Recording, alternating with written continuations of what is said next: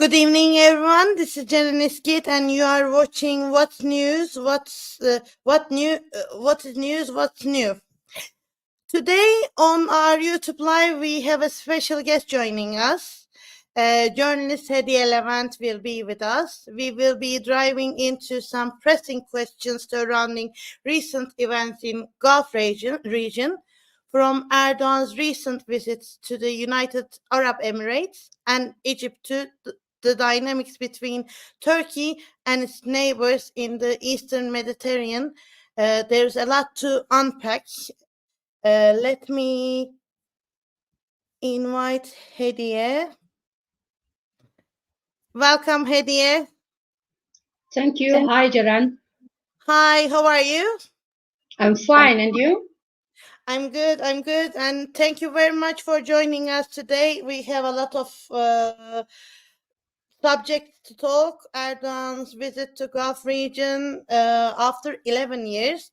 And of course, Turkey's agenda is about this recent visit of him. And we will now delve into some significant questions, because there is a lot of thing to ask to you, actually. I'm wondering what compelled Erdogan to use the term coup plotter Sisi, despite his past rhetoric, and what's driving this sudden change in tone? Actually, Jaran, there is a long story behind the last Erdogan's visit to Egypt. At the beginning of the Arab uprising, Turkey wanted to be the dominant power in the region by supporting the Muslim Brotherhood organization, because the Muslim Brotherhood was a well-organized and deep-rooted movement in Egypt. And Egypt was the most important and powerful country in the region, with its strong army and economy. So because of that, Turkey tried to be the partner of Muslim Brotherhood in the region at the beginning of the uprising. And also at the beginning of that uprising, the developments were in favor of the Muslim Brotherhood movement in Egypt. But at 2013, Abdel Fattah Sisi, and he is now the leader of Egypt, staged a military coup against Muslim Brotherhood organization in Egypt, and he became the president of the country. And everything, also that military coup triggered developments against the Muslim Brotherhood organization, not only Egypt, but also in the entire region from Syria to Tunisia. And also and in Turkey, at the same time, in Turkey, AKP government was very angry because of that military coup, because, as I said before, Turkey wanted to increase its influence in the region by supporting the organization and by being a dominant actor during that uprising process. And also we should remember that Turkey was trying to, or Ankara was trying to be the winner of the Arab uprising period, but it remained politically isolated and remained remained with millions of refugees in the end. Nothing happened for Turkey. And due to the Islamic roots of AKP, the Arab uprising became a main element of Turkey's domestic policy from the beginning of uprising. From the 2011, and President Erdogan and AKP government also many times expressed their sympathy for the Muslim Brotherhood. Also during this period, important figures or important names of the Muslim Brotherhood organization who escaped from Egypt became refugees in Turkey also. and also that triggered a new crisis between Egypt under the control of Sisi and Erdogan. For this reason, AKP refused to change its policy. I mean, its policy, Egypt policy, and many things were said about Egyptian President Sisi, and actually they were not. I mean, that statements were not diplomatic or political statements. I mean, you know what's said in Turkey about Sisi.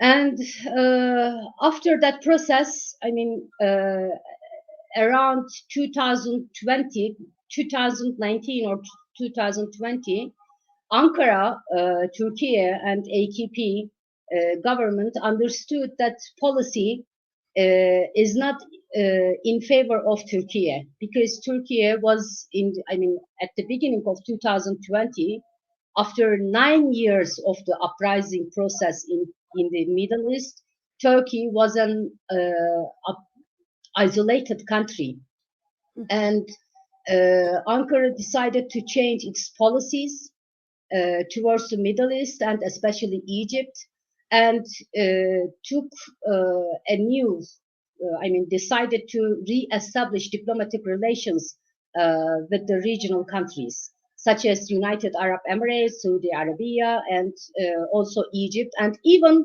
Syria. And maybe we can ask another question at this point. What was the change? I mean, what was the main reason behind this change? I mean, why did Turkey change its policies towards Middle East and Egypt?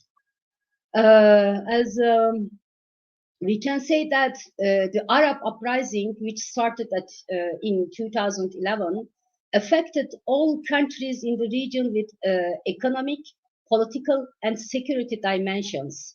So there are new situation. There is a new situation in the Middle East, and the peace is essential for the countries in the region now. And there are new energy lines, trade agreements, peace agreements, and Turkey has been excluded from all of these new agreements. And it was necessary for Turkey to change its policy in order to get rid of the isolation. That was the main reason behind this change. I see. Of course, the trade agreements are very important for Turkey, especially when you build up new bridges in between the countries, and Gulf region is very specific on this matter. In the backstage of discussions, what are the speculations surrounding the Erdogan-Sisi meeting? Actually, that meeting was the top one news in the Arab media. But the Arab media was, is a little bit cautious about that meeting, because time is needed for the normalization of the relations between Turkey and Egypt, Jerem. We shouldn't expect the normalization process to be completed with a few visits or in a few months, because there are many problems that need to be solved between Turkey and Egypt. For example, the policies of two countries, Egypt and Turkey, Turkey's policies in Libya are totally different.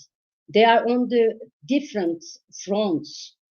They are supporting different groups, and these groups are fighting on the ground.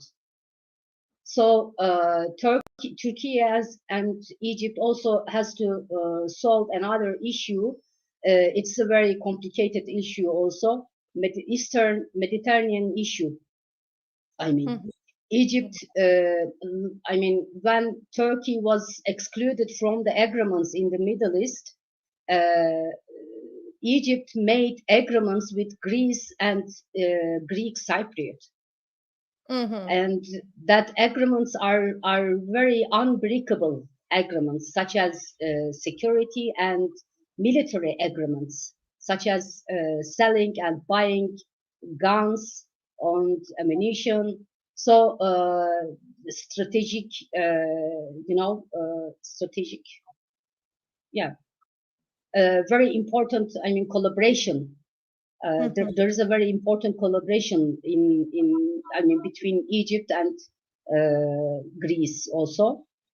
Turkey was isolated from all these process for years, about 10 years.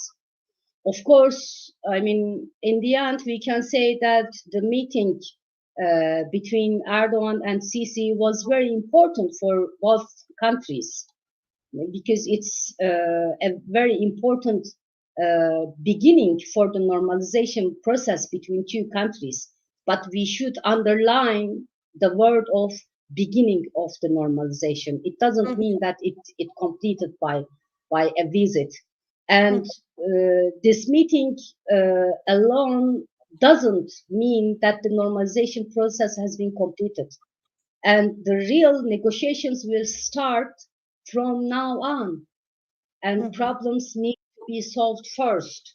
And also, we should remember that nowadays there is a really very cruel war in Gaza, and Israel is attacking to Gaza, and there is a border line between Gaza and Egypt. So the most important issue for Egypt right now is the war in Gaza, because Israel wants to deport hundreds, thousands of Gazans, Palestinians from Gaza to Egypt. Due to this situation, tensions between Egypt and Israel are constantly rising. And because of that, I think Egypt will focus on that rising tension between Egypt and Israel. So Egypt doesn't have too much time or too much concentration, too much energy for the normalization process between Turkey, for solving the problems with Turkey. Speaking about Palestine, Palestine is a very how do you say very important subject for the world actually, and Turkey is a key country for the negotiations between Israel and Palestine. And also during the meeting, I suppose Erdogan and Sisi discussed about this war, Gaza war, and how do you see can Turkey forge a new relationship with the Middle East through its engagement with Palestine post? Do you think? Of course, Turkey and Egypt are very important and powerful countries in the region. So they can be very effective by taking role or playing role in this tension, and they can act together regarding the Gaza war. And this cooperation could lead to more humanitarian aid being sent to Gaza. But more is needed to end the war. We have to be realistic, Ceren. Because Turkey and the regional countries need to convince Israel to stop the war, but Israel doesn't want to be convinced. Therefore, effective trump cards must be used against Israel. In other words, I mean, strong sanctions, economic sanctions maybe, such as cutting off economic relations, cutting off diplomatic relations, and stopping the flow of oil should be applied. But I mean, no country in the region, including Turkey, wants to do this.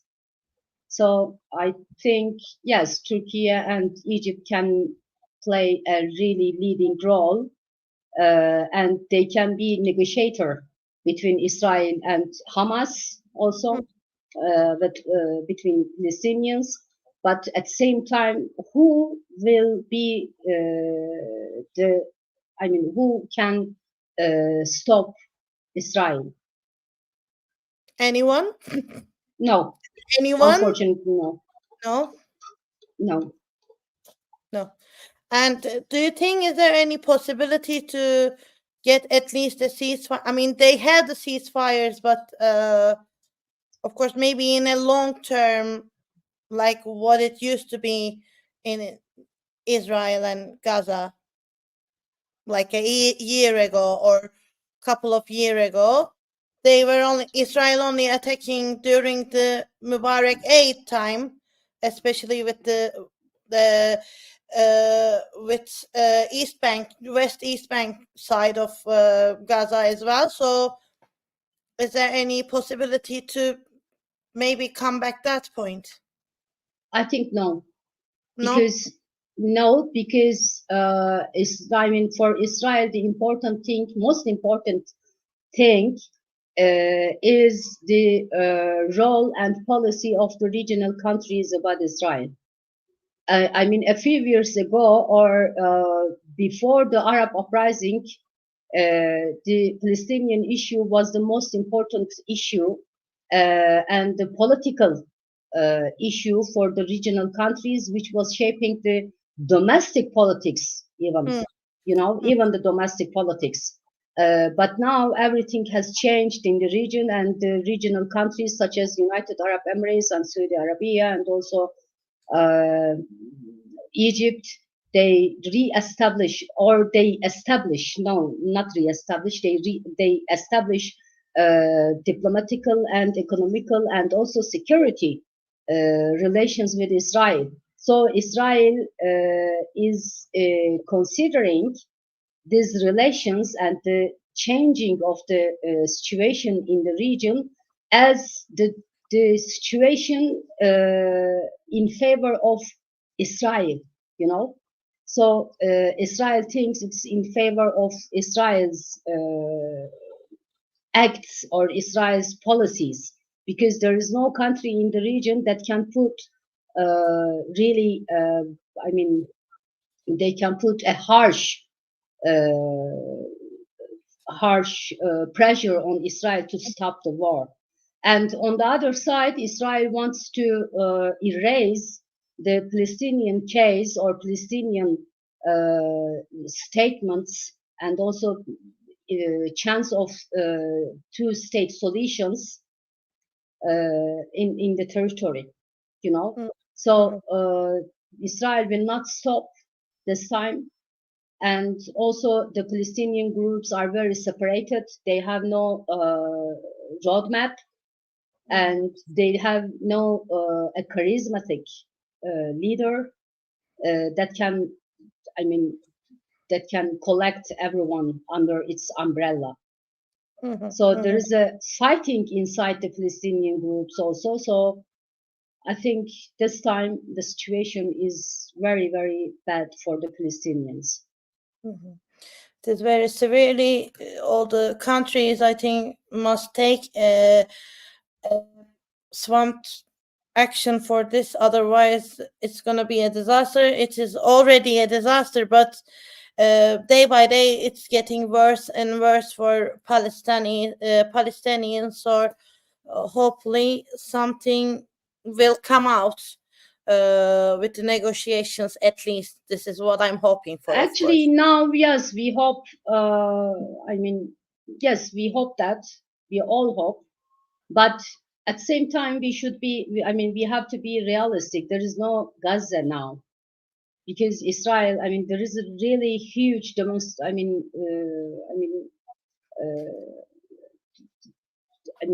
is no Gaza. There is no buildings. There is no governmental buildings. There is no houses. No hospitals. So all destroyed. Yeah, this all destroyed by Israel, and almost 30,000 people died. Because of the strikes of the air strikes of Israel. And nowadays, Israel says that they are preparing a military operation for the rest of the Gaza, and there is no place for the Gazans I mean, the Palestinians which are in Gaza and which, I mean, they fled to a small part of Gaza, and now Israel says, I mean, they will have a military operation to that part of Gaza, but there is no place for the people, for Palestinians to go.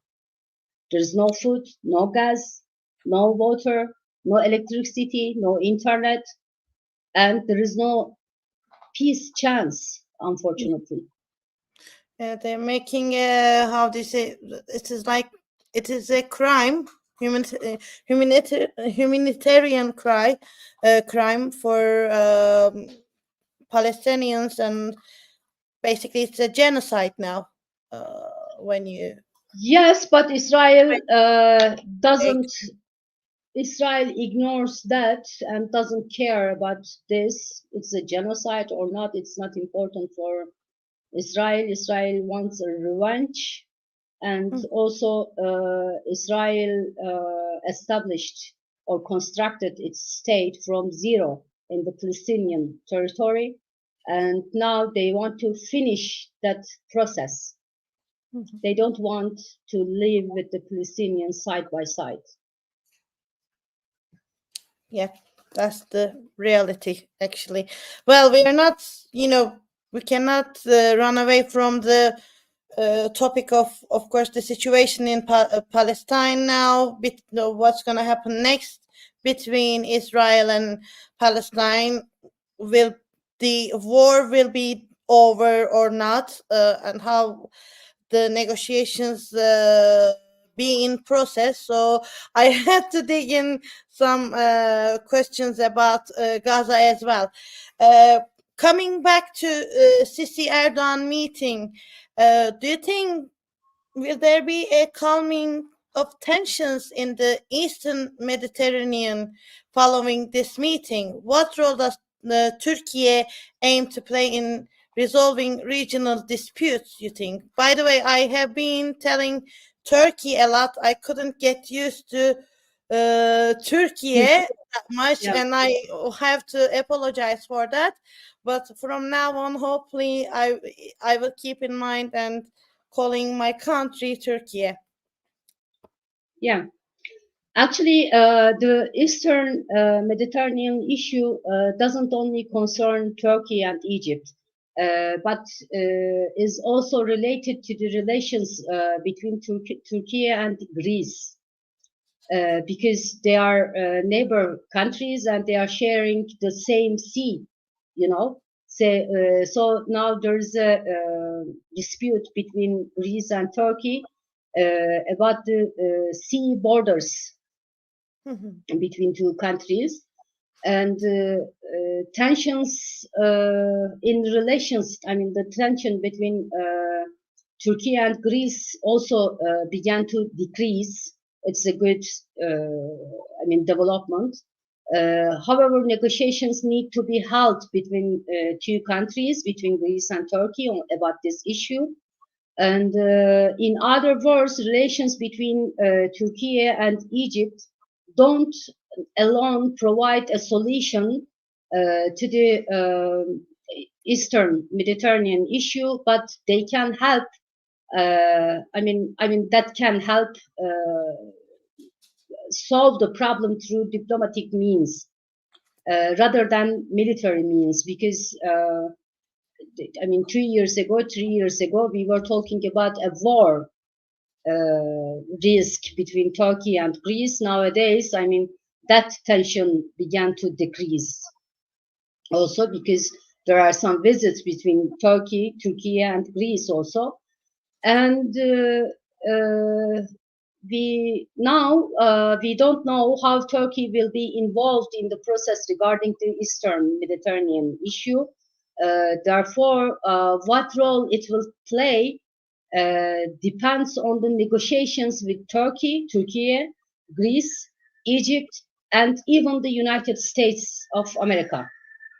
And nowadays, Egypt says, I am ready for a solution, but Turkey has to solve its problem with Greece first, and we must have an agreement between, with Turkey and Greece together.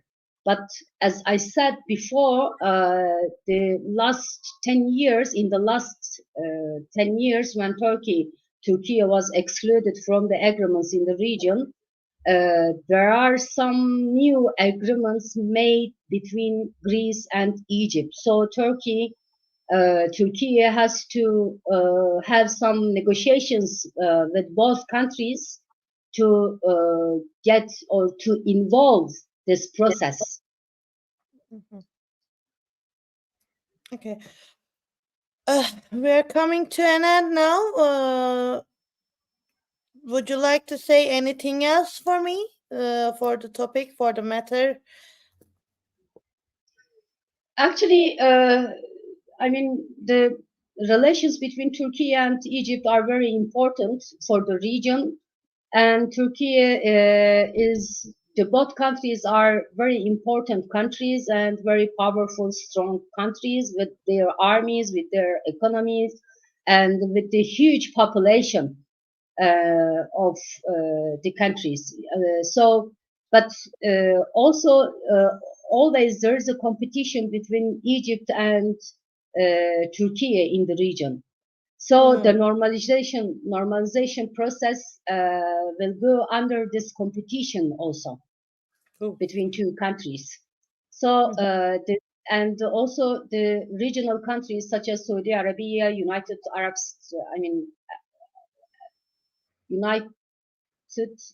Emirates.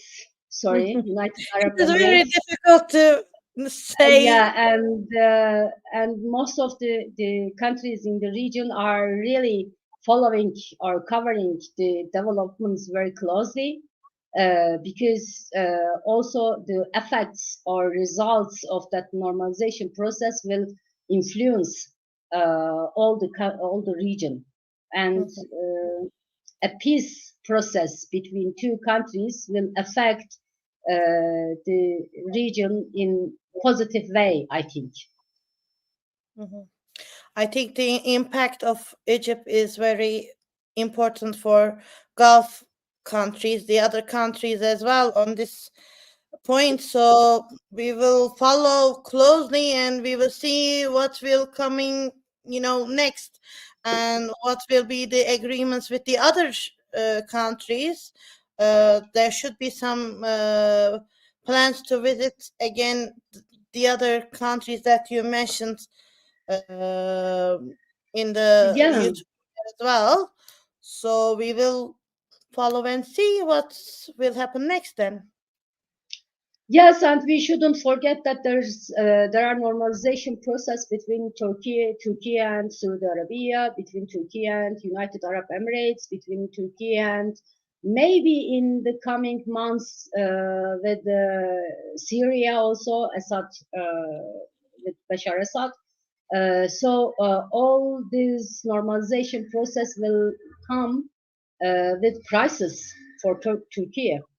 So we will see what will happen in the end of the negotiations. Because, as I said at the beginning of that interview or that program, the situation in the region completely changed during the Arab uprising, and we are now there is a new diplomacy. Also, there are new new peace process language in the region. Yeah, I think that's Hakan Fidan is very effective on that as well. Our new foreign minister. Maybe that's why we will see. We will see. We will see. Yeah. Thank you so much for joining me in this insightful conversation, Hediye. I'm sure we will do more lives on YouTube with the latest developments with you, because you are following it closely and you are very important for Turkey as a MENA journalist. So thank you very much sparing some time with me today. And hopefully, thank you very much for your invitation. Thank you. Hopefully, we will catch up soon. With pleasure. Yes, we talked about the recent visit of Erdogan in Egypt after 11 years, and Hediye actually shared some bullet points on this matter. Hopefully, we will catch up the latest developments of visiting that region, Gulf region, with the other countries. And I think everything is changing now. A new normalization process, as Hediye said, has been started. So we will follow the latest developments live here, my YouTube channel.